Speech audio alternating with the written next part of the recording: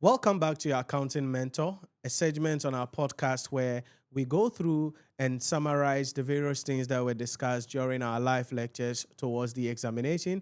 This is meant to give you the blueprint on each of the sessions, everything that we discuss, and most importantly, throw light on the key issues that you must understand and focus on to optimize your chances of passing the examination. On this episode, we are going to be looking at session 2, management accounting, the various things that we discussed in management accounting. If you remember in the session 1, we introduced ourselves and started with the concept of cost classification.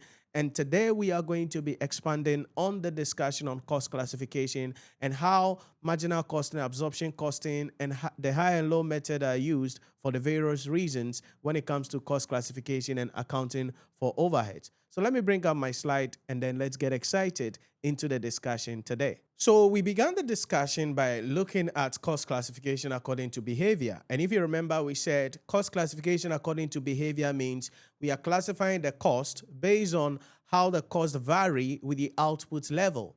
And so in that case, we can classify cost into fixed cost. They remain the same irrespective of the output level. Variable cost, they vary with the output level. The semi-fixed, semi-variable costs, these are costs that are partly fixed, partly variable. And then step cost, these are costs that we incur as a result of changes in the fixed or determinable output level or activity level of the entity. And so we started the discussion to say, okay, if we have semi-fixed, semi-variable cost, how do we split the cost into fixed and the variable components? Because we said semi-fixed, semi-variable cost means that we have both fixed component in there and a variable component in there. So how do we split that? That is where we use the high and low method. And if you remember, we reviewed the high and low method in the session 1. In session 2, we picked some questions to look at how we actually use the high and low method. The whole concept about the high and low method is to first calculate your variable cost per unit by looking at the lowest and then the highest activity level. Remember, we said that if the things are not corresponding, because we're going to pick the highest activity level with the highest cost, the lowest activity level with the lowest cost. If in a given question, these are not corresponding, then the activity level will become the basis for determining what should be high, what should be low, and in the calculation of the variable cost per unit and the fixed cost as well for the entity or based on the question we have available. So we solved the question DG code to see how the high and low method will be applied. Then we went to another question where there is step cost in the picture, because we can still have a high and low method question, but there is a step cost in the picture. So how do we take out the step cost based on the context of the question? And so we solved another question in respect of that. Then we came to accounting for overheads, because as management accounting students, accounting for overheads will be one of the crucial topics we need to understand, because this is going to be used in budgeting, it's going to be used in variance analysis, it's going to be used in dealing with even short-term decisions in some cases, and under the public sector issues when we are appraising projects as well. So when it comes to overheads, there are 3 things we need to understand. We have overhead allocation, that is charging overhead directly to a cost center or cost unit. Overhead apportionment, that is sharing the overhead based on certain factors. And then overhead absorption, that is adding the overheads into the cost of a product. So these are the 3 things we must understand. And so if you remember, we looked at the overhead apportionment. Now, overhead apportionment is where you prepare the overhead analysis sheet. So on the overhead analysis sheet, we're going to have the elements of cost, the basis of apportionment, the total, the departments available, and then whatever we pick, whatever overhead we pick, we must use the appropriate basis of apportionment. So for instance, if you are sharing depreciation of building, the appropriate basis of apportionment will be the value of the building or area of floor occupied. If you are sharing canteen cost, then you can use the number of employees in each department to share that, or you can use the number of meals served. So these are some of the things, and we prepared the overhead analysis sheet to look at how we can apply that in a given question or in a given scenario. Then we came to the overhead absorption. And we said, how does the overhead absorption work? Simple. We use the budgeted information given to calculate the overhead absorption rate, which can also be referred to as the overhead recovery rate. And so generally, the overhead absorption rate is going to be the budgeted total overhead divided by the budgeted activity level. Now, the activity level there depends on what we have in the question. So it could be that we are absorbing the overhead using direct labor hours, meaning that the entity is using a labor-intensive production system. So the total overheads divided by the total labor hours, then that will help us to calculate the overhead absorption rate. If the entity is capital intensive, then we may absorb the overhead using machine hours. So generically, the formula is budgeted overhead divided by the budgeted activity level. Now, remember we mentioned that in the cost environment, it is going to be the budgeted overheads divided by, say, material cost times 100%, because in the cost environment, we will take a percentage of the actual. So you calculate the overhead absorption rate using the budgeted information. Then in your actual cost sheet or the cost card, you now use whatever overhead absorption rate you get and express that on the actual event that happened. So we looked at a question to prepare a job cost card, if you remember, for job 445A/2020. So we used that question as a guinea pig to prepare the cost sheet and the cost card.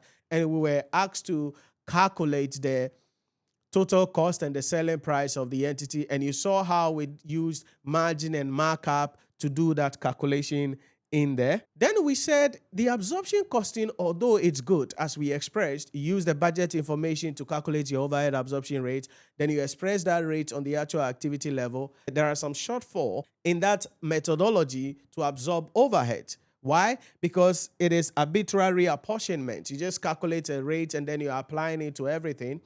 And number one. Number two, sometimes it may lead to wrong decision making because we will not be appropriately charging the overheads to the cost centers or the cost unit as they are supposed to be charged.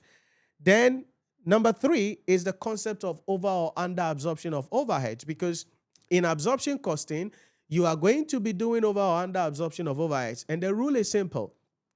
Fixed overheads remains the same irrespective of the output level. So the idea about over and under absorption is simple. If, for instance, based on your calculation, you absorb overheads of, say, 5,000, but the fixed overheads for the period is 4,500, then you have over-absorbed the overheads by 500. If you're in the profit statement, you add that back, right? Because you have overcharged the expenses, because fixed overheads remains the same irrespective of the output level. The reverse is true. If your calculation shows that you absorb overheads of 8,000, but the fixed overheads for the period is 10,000, then you have undercharged overheads, meaning you have overstated your profit. So in the profit statement, you are going to be subtracting that in determination of your profit under the absorption costing. So that is one of the things that happen when we are doing absorption costing. And so then in that case, is there an alternative way overhead can be accounted for? Yes, that is the activity-based costing.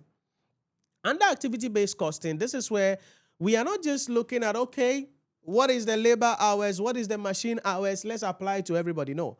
Here, we are going to be absorbing the overheads based on the actual activities that each of the cost centers or cost units have undertaken. And so the way this works is we identify the major activities within the organization, and that represents the cost pool. Then we looked at the number of activities that causes the cost, and those will be the cost drivers. And here you have to be careful, because if you use the wrong cost driver for the cost pool, then your calculation will be wrong. So you identify the cost pool, identify the corresponding cost drivers, then you calculate your overhead absorption rate for each of the cost pools. Then you now allocate the overheads based on the cost drivers for each of the cost centers or cost units or products in question that we are looking at. So that is the concept of activity-based costing. And so we used a question, Berkeley Hills Hospital, Remember, we said whatever we are learning is applicable in various industries or various sectors. And so it is important we understand how to apply the concept. So we apply the activity-based costing concept in a hospital environment. We saw the question Berkeley Hills Hospital and answered that question. And so in bringing our discussion home, thematically, high and low method, the traditional absorption costing method, and then the activity-based costing method. And so what do we have to take away? We use the high and low method to separate mixed cost into fixed and variable components. Absorption costing, it's a good thing because it helps us to value inventories in accordance with IAS 2, closing inventories, right?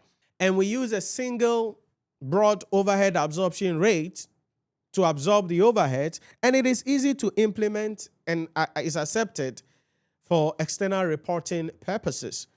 However, it can distort production costs because it leads to arbitrary allocation of overheads. And so activity-based costing here, we are using multiple cost pools and cost drivers to estimate the cost. And to some extent, it is highly accurate and provides deep operational insight. However, it is complex because if you remember what we did in class and what we discussed, especially in this Berkeley Hills workflow, we went through a lot of things because in the activity-based costing, sometimes in getting the total cost drivers, you have to do some calculation before you calculate the overhead absorption rate or the overhead recovery rate. Then you come to the allocation, then you have to add them all up. Then you need to get a cost per unit, depending on the context of the question. So if you find this video valuable and you have learned something, remember to like, share, and subscribe to the channel and follow our pages online everywhere. But most importantly, if you want to get access to our full courses to study directly under my mentorship for the examination, then you can head on to our website, NhyiraPremium.com, to enroll in our courses, or you can send us a message on WhatsApp or call 050-114-9296 so that you can complete your enrollment and start studying under my mentorship to join our community so I can hold your hand, provide you with the blueprint that you need so you can go to the exam hall, write the exam with confidence, and most importantly, pass the examination. Thank you, and you can check the page for more videos, and I'll catch you on the next one.